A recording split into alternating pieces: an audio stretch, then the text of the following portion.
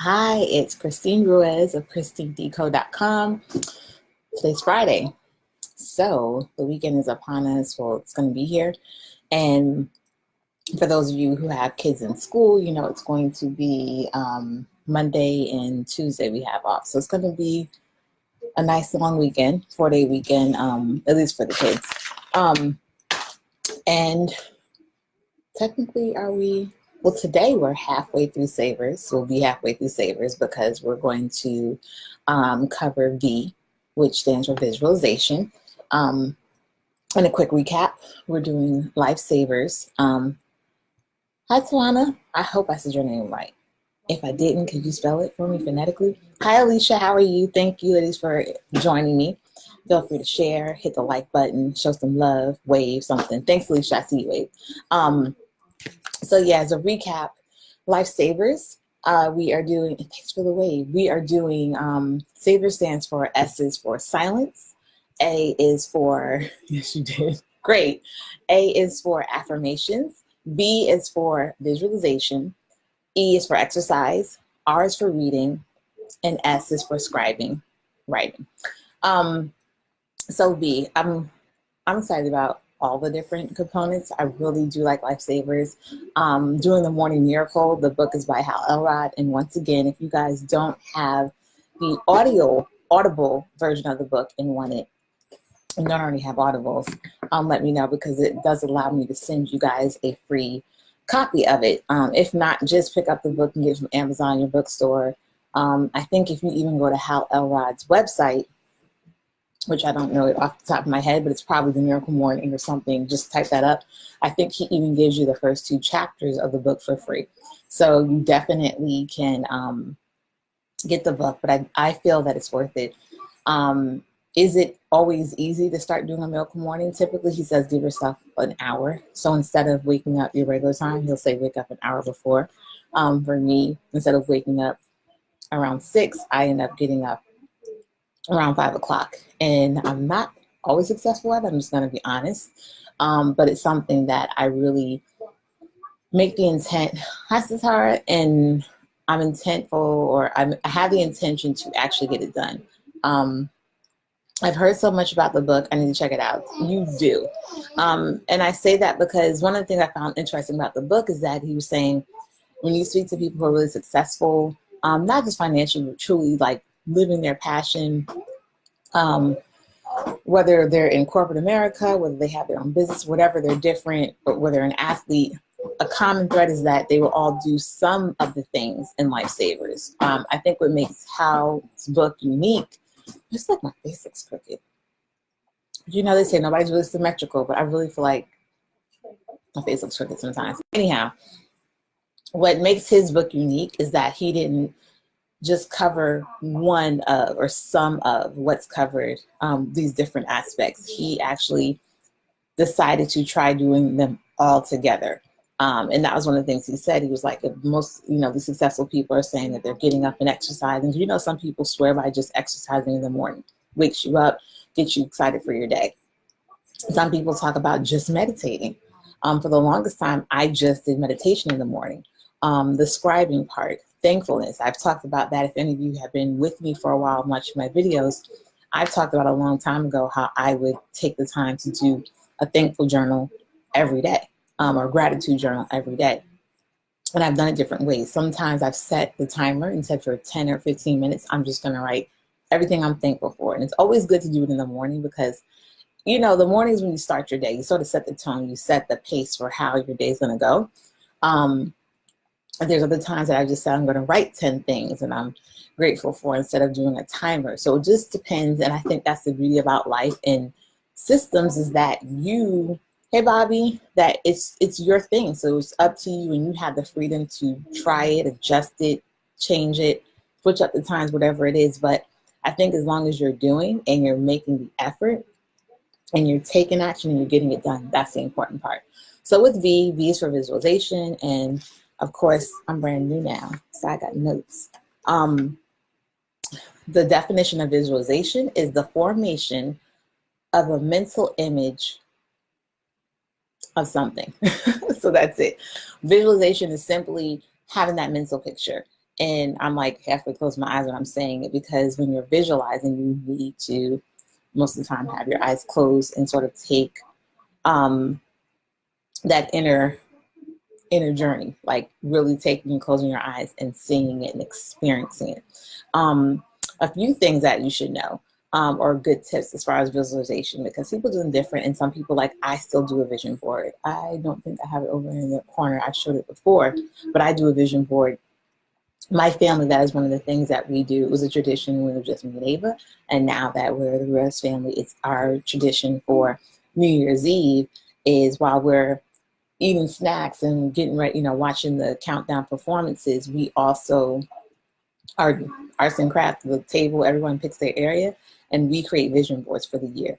Not just me and Danny, but even the children. Dane hasn't done it yet, but now that he's more crafty, before he was always having to be held, I'm going to give him a board too. I don't know what he's going to put on it. He's probably going to try to eat it, draw on it, drew on it. And it's funny because when kids have vision boards, like the stuff they put on it is random, like random. But at least they're in the habit. So anyhow, a few things with visualization. Visualizations are goals or their dreams, and like the bigger goals, the bigger dreams, the big picture that you have. But also with visualizing, I sort of talked about it yesterday. Not only visualizing that thing or that place or whatever it is that you're wanting to achieve or experience, but always asking yourself, and even with the visualization part, who do I need to be to achieve this? And what do I need to do? And I think that's another thing that's a key to visualization is, and this is something that's changed for me. Prior to, I would visualize myself having that thing or having that dream. But now, since reading Hal Elrod's book, incorporating the piece of taking the actions and seeing myself doing the actions. Like this might sound silly, but I visualize myself doing lives. I think a lot of us, we all have insecurities. We're self-conscious. I said it before, my face, I think, is not very asymmetrical. No, not very symmetrical, especially because of the scar that I got when I was a kid. So I always say, I feel like it looks like a river, but it's not. But even visualizing myself just saying, you know what, hitting that live button, I know what's in my heart to talk about and to share with people, but just literally sitting and seeing me do it.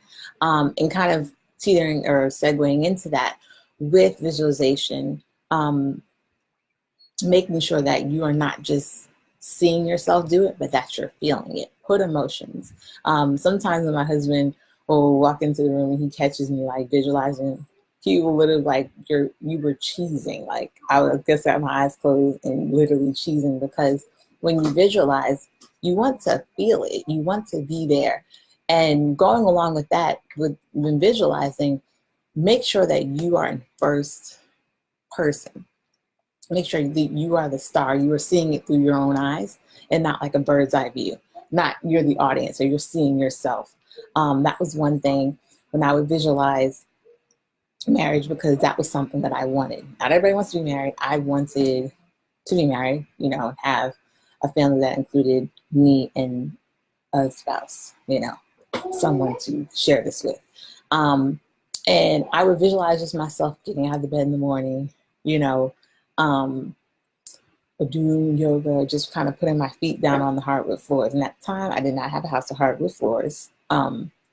But I just kept seeing that, pulling back the covers, putting my feet down, looking around my room. Who my husband was, I never could see his face, and I guess it's a good thing because I was not with my husband at the time when I was visualizing this. I never could see my husband's face in my visualization, but I could see myself putting my feet down. And it's so funny because not that hardwood floors is like rare, but it was almost like a hi Sabira. For me, it was almost like a big deja vu one morning when I woke up in our bed and put my feet down on the hardwood floors, because it was like, I have been here. I've visualized this before. I've experienced this before. And so that's why I think it's so important when people are saying, or you're visualizing that car. Thanks for the love, S.A.V.E.R.S. I always tell people, feel free to share this. And and hit the like button. It's not going to hurt you. Your computer, your phone will literally not explode if you hit like and show some love. You should try it. It's a good thing. But even with the car, like not seeing yourself looking at the car, but seeing yourself behind the steering wheel, putting your hands on the steering wheel. So just with everything, truly being in first person, and practicing it, because there are going to be times when you first start, especially with visualization, it might feel weird. It might feel unnatural. You might break concentration.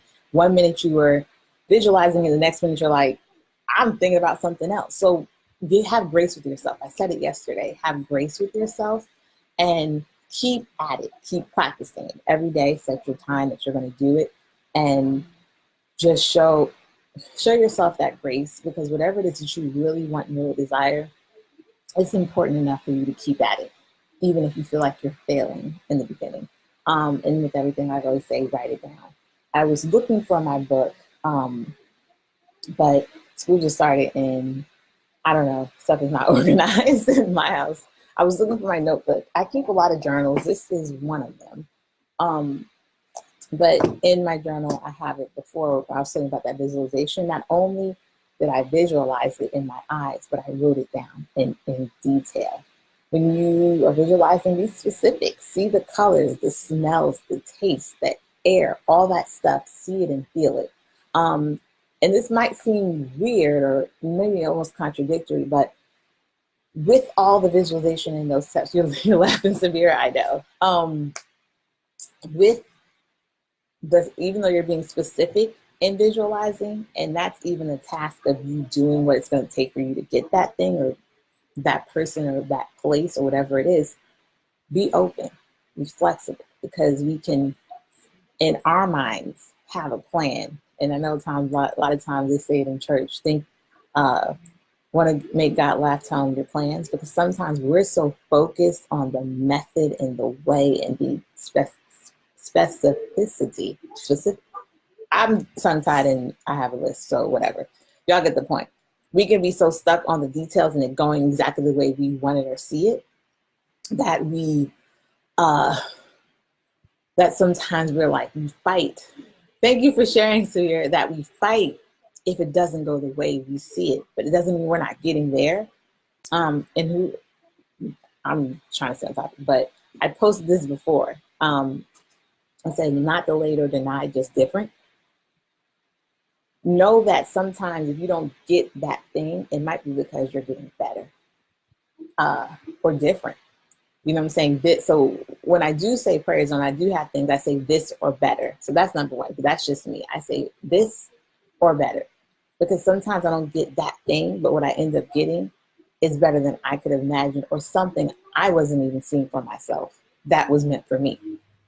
And I know I'm not solely unique in this. I know that I'm not the only person who has experienced or will experience it. So sometimes, while being specific, write it down, but do be open.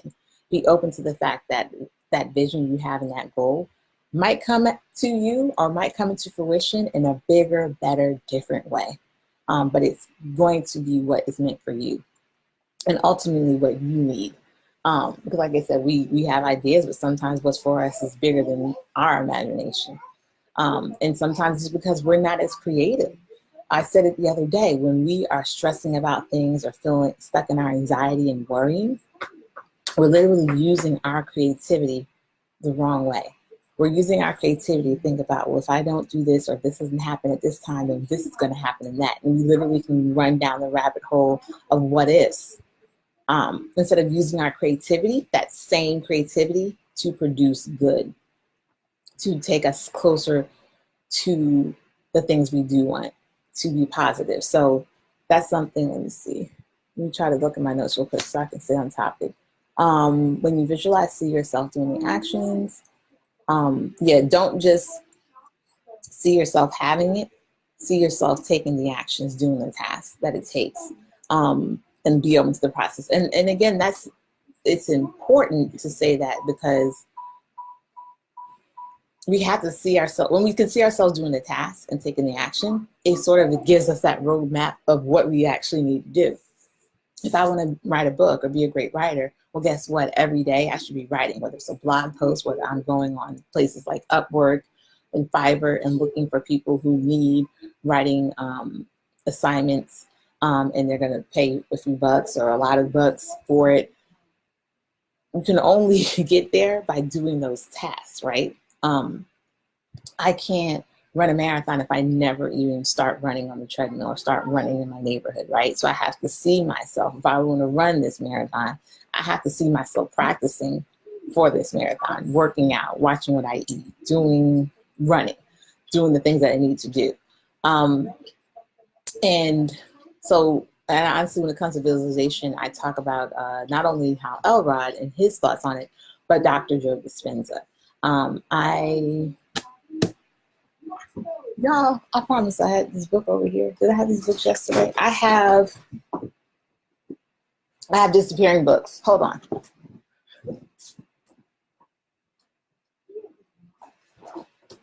Okay, I'm back. Did y'all leave? Sorry. That's why it's called live. Real stuff happens, right? So these are two books. You have The Placebo and Becoming Supernatural that I personally, I think I have another book by him. Might be on my Audible. But Dr. Joe Dispenza. But what I like is that for those that are kind of like, this is really woo-woo and it's out there and it's all spiritual and this weird stuff, visualization works and it's real. That's one of the things that they talk about is a lot of times when you hear these famous athletes talking about how they got to that point in their career, they literally will tell you they visualized, they saw themselves practicing that jump shot in their mind first before they physically did it. And with Dr. Joe Dispenza, some of the cool things he always includes, some of the visuals in this book, he will include graphs and things and visuals of the actual clinical trials that he's doing. He's showing, now these actually are showing like rhythm patterns and brain patterns and all this stuff, brain scans, but he will show brain scans and it shows, I think one of the things he had was having some people practice playing the piano in their mind, hitting certain keys. And then he had people actually physically practicing on a keyboard, playing the same keys and playing the piano. And when it came time to do it again, there was like very little difference in the people, pretty much the same results in what was activating in their brain and them physically playing the piano for those who played it solely in their mind, as well as those who physically played it. And stuff like that to me is like, it fascinates me and it just shows that it's real. So knowing that what we visualize for ourselves, because a lot of times we do it, is going to help make it real and help bring it to reality. I think being intentional and deciding that I'm worth my dreams and who I am and who I'm doing this for, what I'm doing this for, is important enough to me and worth it to me to take the time out every day to spend just a few minutes living it or seeing myself doing the work to get it every day. And it's worth the time to write it. And you, if you're more of a technical person, you want to type it, that's fine. But still putting pen and pencil in your hand and putting that to paper, it's a whole journey. It's a whole process that helps solidify it and make it real. So it's worth it.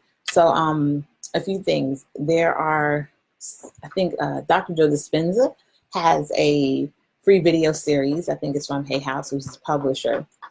If you want the link for that, send me an email, send me a direct message. I will share that with you. Once again, if you want the Audible book of The Miracle Morning by Hal Elrod, send me a DM, send me a message, send me an email, whatever, and I can get that to you. But yeah, and if you just want to look on your own, just go to YouTube and look up Dr. Joe Dispenza. Literally, there are eons of videos. He's not new to this. He's true to this. He had visualized himself walking again after being in a major, he was not in a car, he was on a bike. He was doing like a triathlon and was hit by a truck and just broke from head to toe and was told he wasn't going to walk again. And he's not, Lord, we're going to wrap this up because Zane's about to act up. But he visualized himself while he was in the hospital bed, and he did walk out of that hospital. And he's fine now. That was years ago. He was much younger when it happened. But I just want to share. That's really what this is about, is that Sometimes they say each one teach one. Well, each one teach many, and using Facebook Lives allow me to reach more than one person at a time. I can have this conversation individually with a lot of people, or I can get on here whether I feel like my face looks cute or not today, or my edges, they're not laid. No, look a little rough. But sharing is what's really important. So I wanted to get on here and share this with you. I hope this was valuable. I hope it was helpful. I hope someone who maybe considered meditation or visualization or any of these things will go ahead and actually take action and do it. Just try it. Maybe give yourself at least 7 days, but try it. So I'm going to log off before Dane has a toddler meltdown, because that's always fun. And I hope you guys have a great Friday. I'm not gonna, if I'm on live this weekend, I won't be covering the lifesavers because I want to keep it to weekdays. So we will catch back up here, 12 p.m. afternoon delight. And we will go over exercise. And if y'all know how to exercise, still show up anyway, because I'm going to have a different perspective, a different spin, a different viewpoint, and still some things to share with you. Because even if I already do it, I still come and join me because I'll have some information to share. So, alrighty, talk to you guys maybe this weekend, but definitely by Monday.